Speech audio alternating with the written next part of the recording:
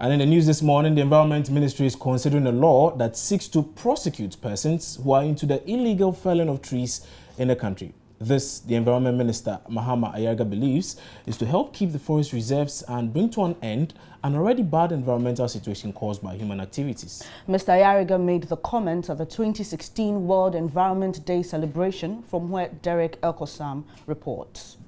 Ghana has over the years suffered the effects of the unbridled hacking of trees that has led to a depletion of the forest reserves. Former President Rawlings at the commemoration of June 4 blamed this on government's inability to enforce the laws by prosecuting people found culpable of the act.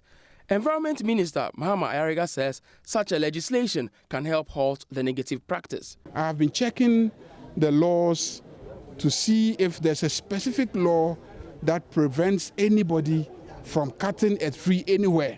Most of the laws protect forest areas and forest reserves. Forest areas and forest reserves.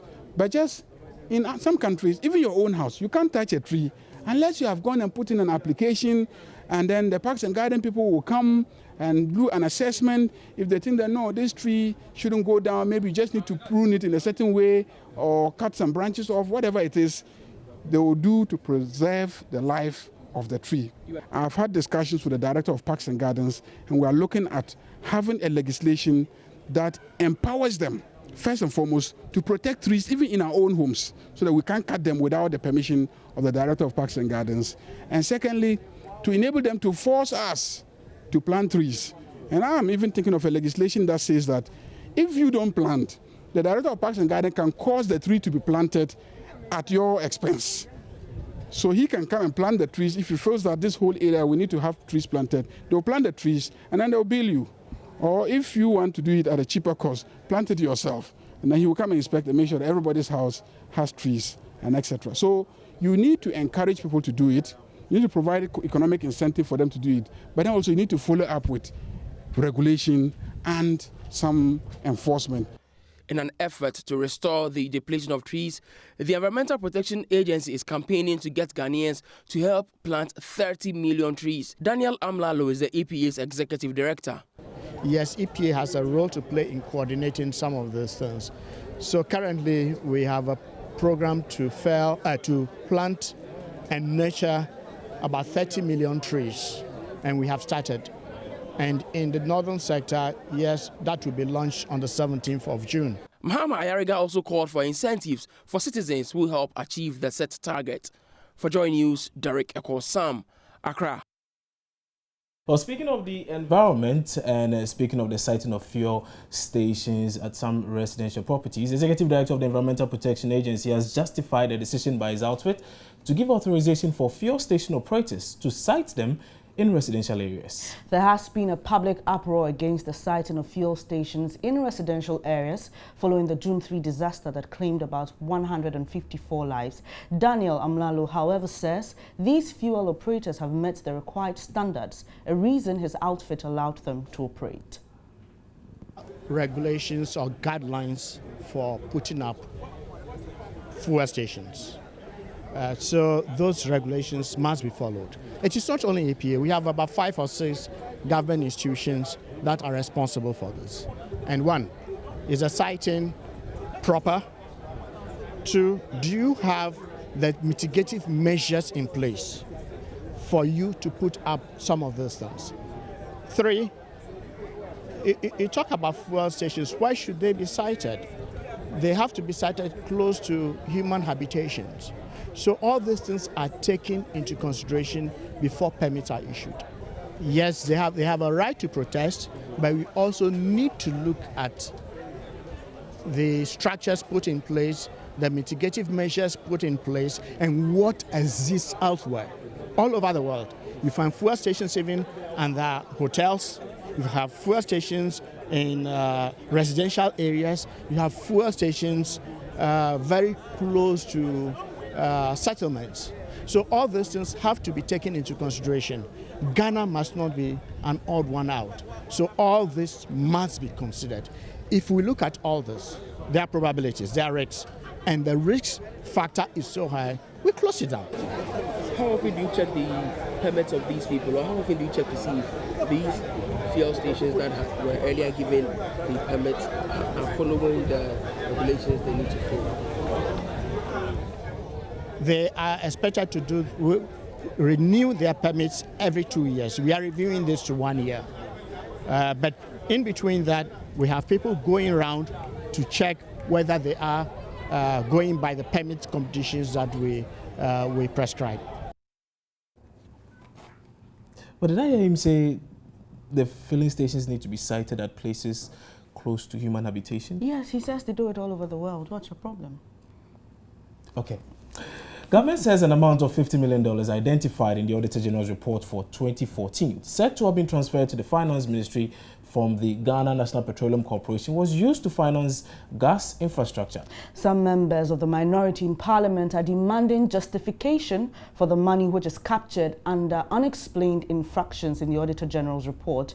But Petroleum Minister Emmanuel Amakofi-Boa tells Store News the money was used in the construction of pipes for the transportation of gas from the Jubilee field. It was very critical. You saw all the LPG lines in the country, right? And you accept there are no more. Ask me why. It's because of that $50 million. Let's be realistic. GMPC, when the gas plant was completed, it was very clear that they had a real interest in ensuring that the infrastructure for the evacuation of gas from the gas processing area was in place. Bridges need to be constructed. So GMPC have stated that this was within their mandate, that they have to ensure the evacuation of gas. Sign an agreement with the Ministry of Finance and make sure they provided that $50 million for the infrastructure, the bridges, the roads to be done so that we can evacuate gas. Today, as we speak, LPG is provided in Central, Western, and Ashanti region.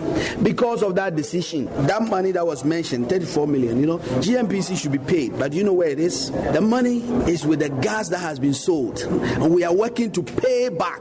If ECG, VRA has paid Ghana Gas, probably we will not be there. But I'm just telling you that the reality is that I think that we all accepted that we have a challenge in the energy sector. And the government led by President Mahama has taken some tough decisions to deal with this challenge.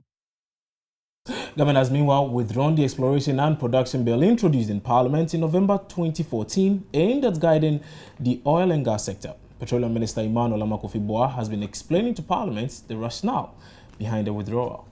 I respectfully seek your permission to, first of all, withdraw the EMP Bill 2004, which was laid on the 11th of November 2014. Mr. Speaker, it has been really necessary to do this because of global development in the oil and gas industry that has necessitated certain changes. Mr. Speaker, I'm happy to know that these changes has been incorporated in this new EMP bill, and so the Petroleum Exploration Bill 2016, Mr. Speaker, I now seek your permission to lay that. In other news, former President Jerry John Rawlings is blaming the NDC government for the country's worsening power crisis due to what he describes as the failure of the government to act proactively to remedy the situation. Speaking at this year's June 4 celebration, Mr. Rawlings said the NDC government since 2008 has remained reactive to the problem and refused to consider other viable options to put an end to the situation. The power crisis at its peak in 2015 stifled the growth of several businesses. Thousands also lost their jobs due to the high cost of operation recorded by several businesses in the country. Mr. Rawlings believes had the government been proactive after regaining power in 2008, the situation could have been avoided. I had hoped this irresponsibility would come to an end after 2008. But as soon as the new government became well seated, we were back to business as usual. We did not seem to learn any lesson. We did not seem to know any better. The water level in the dam was not improving, and yet switching to solar energy seemed very far from our minds. And the contractor was given the go-ahead to finish the job. Ladies and gentlemen, the low bush fires that occurred last year bent down quite a number of those poles. It appears those poles were made of some kind of fiberglass or bandages and glue. There is no doubt in my mind that some people have chopped good money for this kind of ineptitude.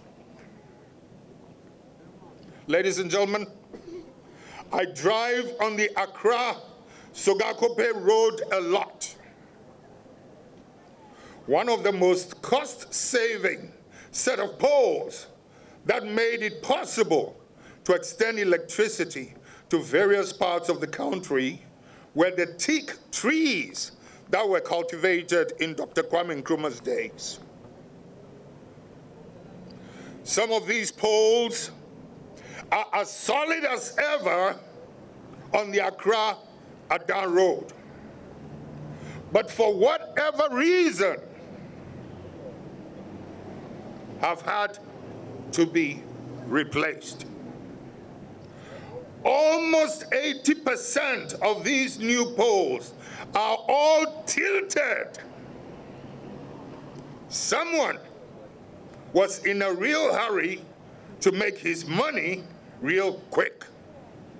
So quick, they couldn't even plant the poles upright to match the teak poles that they were replacing. Something is going very wrong in this country.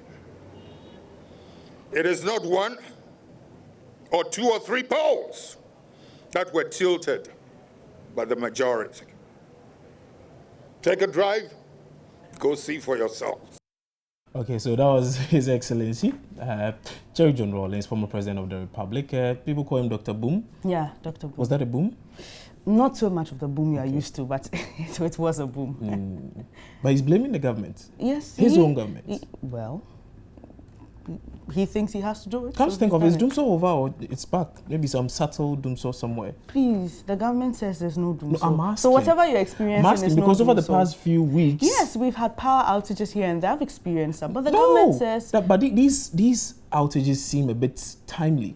Because usually around 6 p.m. or 6:30 p.m. it goes off and comes back the following morning or probably late at night, maybe around 12 a.m. or 1 a.m. There's no doom so. So there's According no to the government, there's no doom. Okay, that's fine. Okay, so let's move on. Upper West Regional Minister Amin Amidu Suleimana has expressed concern over the falling standards of education in the region. He says, despite the many interventions put in place by authorities to ensure an improvement in the falling standards of education in the region, not much has changed. He blames the situation on the social moral fiber of the people, which according to him is fast deteriorating, particularly among the youth. This was contained in a speech read on his behalf at the second congregation of the Nusrat Jahan Ahmadiyya College of Education in Wa. Here's a report by Rafiq Salam. For some time now, education in the Upper West region has taken a nosedive, especially at the basic school level. The average performance of the region at the basic education certificate examination for the past 4 years has been hovering around 36%. At the second congregation of Nusrat Jahan Ahmadiyya College, Upper West Regional Minister Amin Amidu Suleimani, in a speech read on his behalf by his deputy, Dr. Mushebu Mohammed Alpha, expressed concern over the fallen standards of education in the region and challenged the graduates to go out and change the status quo and improve the situation. There have been a series of measures put in place to address the continual falling standards of education in our region. But sadly, these seems not to be yielding results as different years' results continue to decline. These have been attributed to many things. Amir Saib, permit me to admonish our graduates when they are called to duty to eschew lateness to school, alcoholism, abuse of the social media, and laziness. I want to challenge you as new graduates to go out there to change the status quo and improve the situation. Principal of Nasra Jahan Ahmadiyya College, Asmau Ismail, urged graduates to give up their best to the communities that they will be posted to serve.